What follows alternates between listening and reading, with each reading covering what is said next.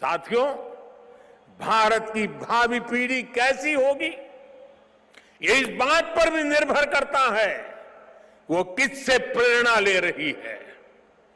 भारत की भावी पीढ़ी के लिए प्रेरणा का हर स्रोत इसी धरती पर है। कहा जाता है कि हमारे देश भारत का नाम जिस बालक भारत के नाम पर पड़ा, वो सिंहों और दानवों तक संहार करके थकते नहीं थे। हम आज भी धर्म और भक्ति की बात करते हैं तो भक्तराज प्रहलाद को याद करते हैं। हम धैर्य और विवेक की बात करते हैं तो बालक ध्रुव का उदाहरण देते हैं। हम मृत्यु के देवता यमराज को भी अपने तप से प्रभावित कर लेने वाले नचिकेता को भी नमन करते हैं, जिस नेत्री नचिकेता ने बाल्यकाल में यमराज को पूछा था, व्हाट इज डेथ, मृत्यु क्या होता है। हम बाल राम के ज्ञान से लेकर उनके शौर्य तक, वशिष्ठ के आश्रम से लेकर विश्वामित्र के आश्रम तक, उनके जीवन में हम पग पग पर आदर्श देखते हैं। प्रभु राम के बेटे लवकुश की कहानी भी हर मां अपने बच्चों को सुनाती है।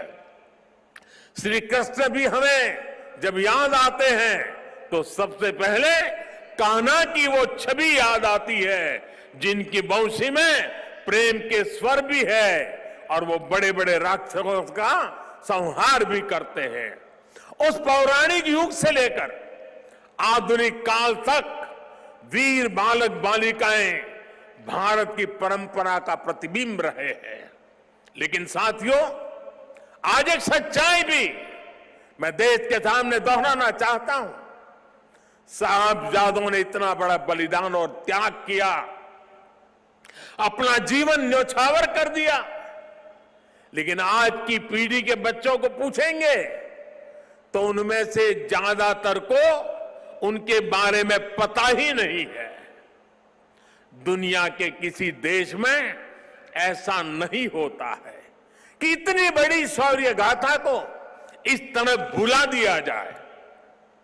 मैं आज के इस पावन दिन इस चर्चा में नहीं जाऊंगा कि पहले हमारे यहां क्यों वीर बाल दिवस का विचार तक नहीं आया, लेकिन ये जरूर कहूंगा कि अब नया भारत दशकों पहले हुई एक पुरानी भूल को सुधार रहा है। किसी भी राष्ट्र की पहचान उसके सिद्धांतों, मूल्यों और आदर्शों से होती है। हमने इतिहास में देखा है, जब किसी राष्ट्र के मूल्य बदल जाते हैं तो कुछ ही समय में उसका भविष्य भी बदल जाता है। और ये मूल्य सुरक्षित तब रहते हैं जब वर्तमान पीढ़ी के सामने अपने अतीत के आदर्श स्पष्ट होते हैं। युवा पीढ़ी को आगे बढ़ने के लिए हमेशा रोल मॉडल्स की जरूरत होती है। युवा पीढ़ी को सीखने और प्रेरणा लेने के लिए महान व्यक्तित्व वाले नायक नायिकाओं की जरूरत होती है। और इसलिए ही हम श्री राम के आदर्शों में भी आस्था रखते हैं। हम भगवान गौतम बुद्ध और भगवान महावीर से प्रेरणा पाते हैं। हम गुरु नानक देव जी की वाणी को जीने का प्रयास करते हैं।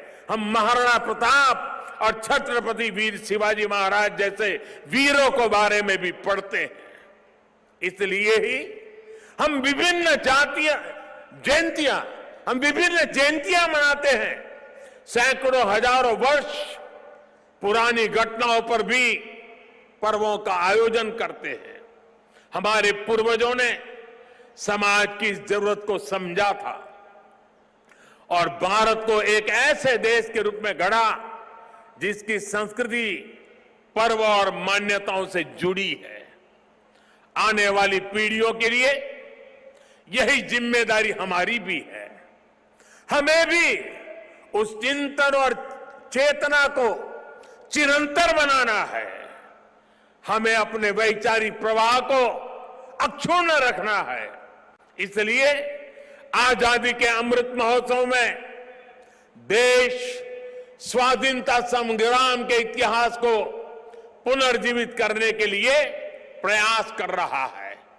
हमारे स्वाधीनता सेनानियों के, वीरांगनाओं के, आदिवासी समाज के योगदान को जन जन तक पहुंचाने के लिए हम सब काम कर रहे हैं।